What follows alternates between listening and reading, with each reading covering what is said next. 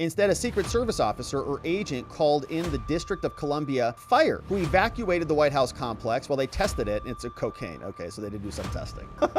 Why'd they bring someone else in? While there were no latent fingerprints detected, the FBI found some DNA material. Oh, gross. According to 3 sources in the Secret Service community. Hunter's DNA?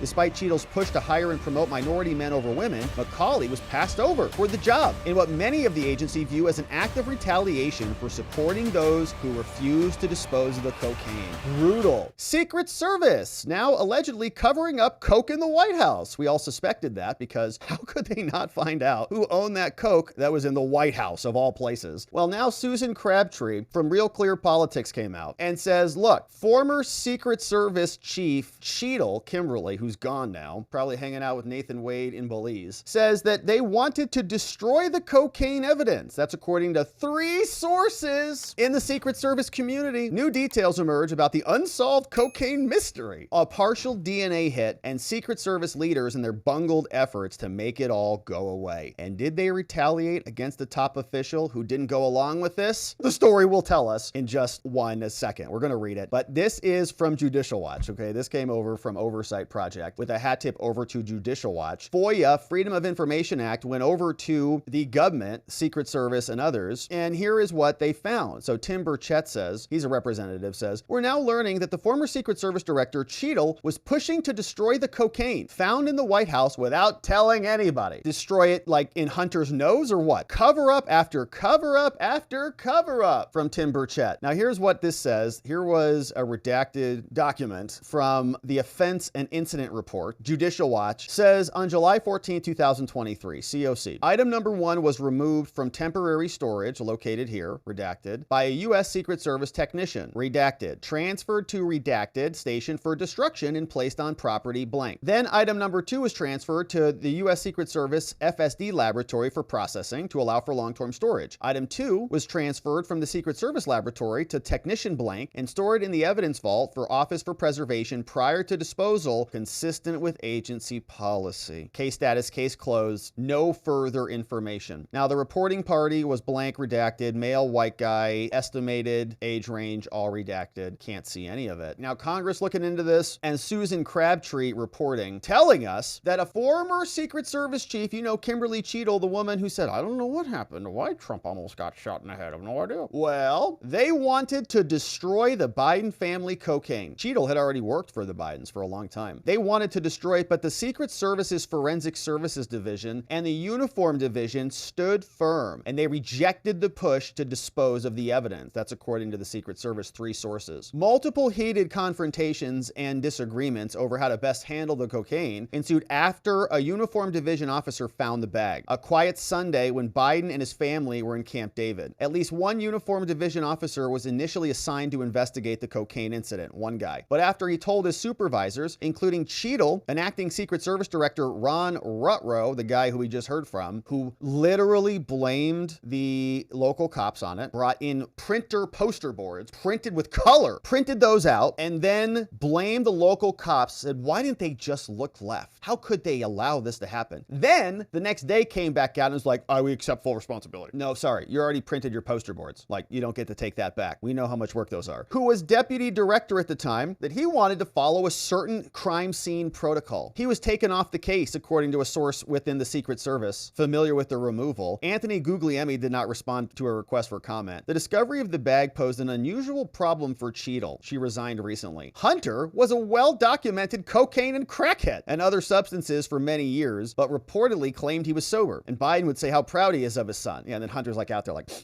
on the balcony. While neither Joe nor Hunter were at the executive mansion when the cocaine was found, it was discovered after a period when Hunter had been staying there. Cheatle became close to the Biden family while serving on VP Biden's detail, so close that he made her the Secret Service director. She had a very close relationship with Jill Biden. When the cocaine was first discovered, Cheatle knew it would spark a firestorm. The incident prompted viral memes about Hunter Biden's addictions. You remember the ones where it's like Christmas at the White House and there's like snow everywhere and Hunter's like running around naked in the snow at the White House? It's great. Including Nikki Haley. That the Secret Service knew whose cocaine it was and they were trying to cover it up. Of course they did. It's the White House. Normally, the discovery of cocaine or another illegal narcotic in the White House complex or in and around the first family and their staff wouldn't come to light at all. They just like shove it back in their noses. Now, that's because the president and the first lady, as well as the families, would simply dispose of the drugs, right? The Secret Service would just like flush it down the toilet. They're like, oh crap, just flush it. But it wasn't a member of Biden's regular detail. That's the problem. All right. So the inner circle, they're like, oh crap, it's Hunter's coke again. Just flush it. We know there's a pattern of this. They did the same thing. It's like, oh, Hunter's hookers again. Oh, it's Hunter's drugs. It's Hunter's this. They had to go like,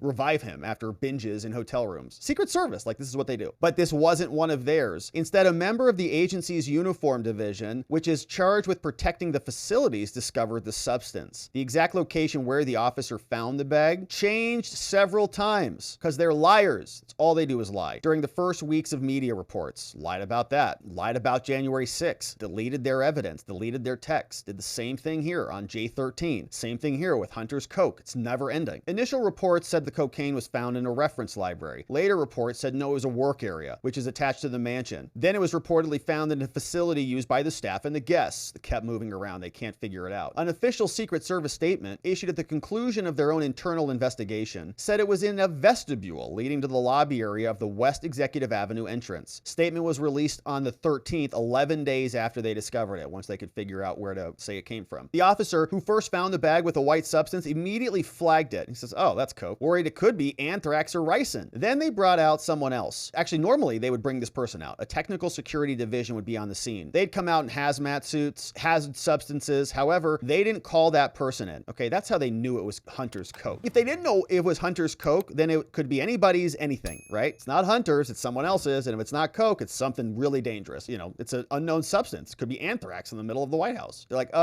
somebody saw Hunter. He's like, just threw it in there with his keys. Forgot him. So they were going to bring that dude in. They're like, no, it's just coke. The TSD investigator was not called in on a Sunday evening. Instead, a Secret Service officer or agent called in the District of Columbia fire, who evacuated the White House complex while they tested it, and it's a cocaine. Okay, so they did do some testing.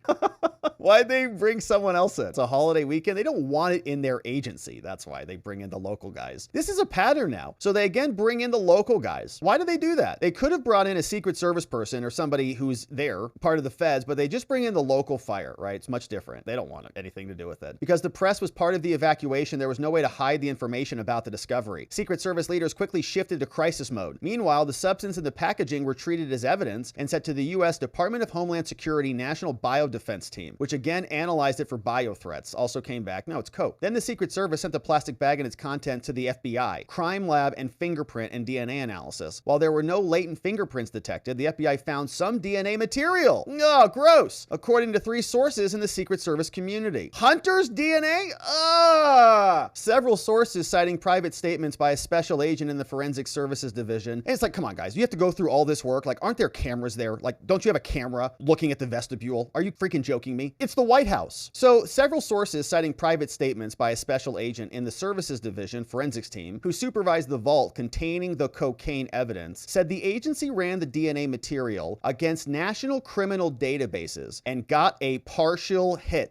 Who could that be? Now, Hunter at this time, I think, had been charged with crimes. So was it his? The term partial hit is vague in this context, but its forensics lingo usually means law enforcement found DNA matching a blood relative of a finite pool of people. So they've got DNA evidence on this crackhead. Now, the congressional oversight committees need to put White under oath and confirm a partial hit. The FBI needs to explain who the partial hit was, then determine what blood family member has ties to the White House or what person matching the partial hit was present at the White House that weekend. Other sources familiar with the investigation and Cheatle's alleged push to destroy the cocaine didn't know if anyone at the Secret Service ran the DNA material against the national database. In fact, in January, federal prosecutors urged the judge to reject Hunter Biden's efforts to dismiss the gun charges against him, revealing that investigators last year discovered a cocaine residue on the pouch the president's son used to hold his gun. In June, a 12-member jury found Hunter guilty of that. Secret Service leaders, under pressure from Cheatle, chose not to run additional services or searches for DNA DNA matches. Don't try to find out or to conduct interviews with the hundreds of people who work in the complex. Just don't care. Just flush it. That's because they didn't want to know, they said, or even narrow down the field of who it could be. It could have been Hunter, could have been a staffer, could have been someone doing a tour. We'll never know. No, I think we know. During the feverish speculation in the days and the weeks after the cocaine's discovery, and just run this against any, they find this at your office or something, right? Wherever you work. You think the cops will come in, give you a benefit of the doubt on that? No. During the feverish speculation in the days and the weeks after the cocaine discovery, White House refused to answer whether it came from anybody, labeled it irresponsible to ask about Hunter. Irresponsible to ask about it. In announcing the conclusion of the investigation, they determined that they interviewed 500 people. They said, well, if we interview everybody, it could be a strain upon our resources. It could infringe civil liberties. It would be fruitless. They couldn't even find this person without corresponding physical evidence tying any person to the drugs. Another cover-up, a cocaine cover-up. On July 12th, the Secret Service got the lab results, which did not develop latent fingerprints. They're like, no, there's not enough here. And there was also insufficient DNA for investigative comparisons. Isn't that convenient? Therefore, the Secret Service, we have no idea. There was no surveillance video footage found that gave them any leads or any other means. And without physical evidence, we can't single anyone out. So at this time, the investigation is closed. Over the last month, they've come under fire for getting people shot and killed and not finding cocaine and insurrecting America. But at some point during the investigation, the vault supervisor, Matt White, received a call from Cheatle or someone speaking on her behalf. At some point, right, this guy's like, I'm investigating this. They called, say, destroy the cocaine. Oh, you're the vault supervisor. Can you please destroy that evidence item HB Hunter Biden 25? Because agency leaders wanted to close the case. He says, well, protocol is whether you act on the DNA hit or not, we still have to maintain the evidence of up to 7 years. Like, we have to hold on to that. So it became a big to-do. White's boss, Glenn Dennis, the head of the Forensic Services Division, then conferred with the Uniform Division, which first discovered the cocaine. A decision was made not to get rid of the evidence, and it really pissed off Cheatle, said someone. A source in the Secret Service community said. At the time of the coke's discovery, Richard McCauley was acting as the acting chief of the Uniform Division after the retirement of Alfonso, 29-year veteran. When Dyson left, McCauley, who is black, became the acting director. Despite Cheatle's push to hire and promote minority men over women, McCauley was passed over for the job in what many of the agency view as an act of retaliation for supporting those who refused to dispose of the cocaine. Brutal. But he was passed over for the chief, a black man. Wild. For doing the right thing. That's unbelievable. In 2018, McCauley was named the Secret Service Uniform Division Officer of the Year. In an interview with the Federal News Network, a news talk show focused on issues, a host lauded McCauley for receiving the award, increasing diversity and all those things, but she doesn't care, okay? Black, white, whatever, doesn't matter. They don't care about any of that. They care about power and about you bending the knee to their will. So what a great article. And this is from Susan Crabtree, man. In her reporting, we've talked about a lot of stuff from her lately. She's been doing amazing work. We have a cocaine cover-up. We've got a J13 series of lies and cover-up blaming local cops. It's never ending. That's just what they do, is just lie. And so we'll be here continuing to cover it. Thank you for subscribing, my friends. We'll look forward to seeing you back here on the next one.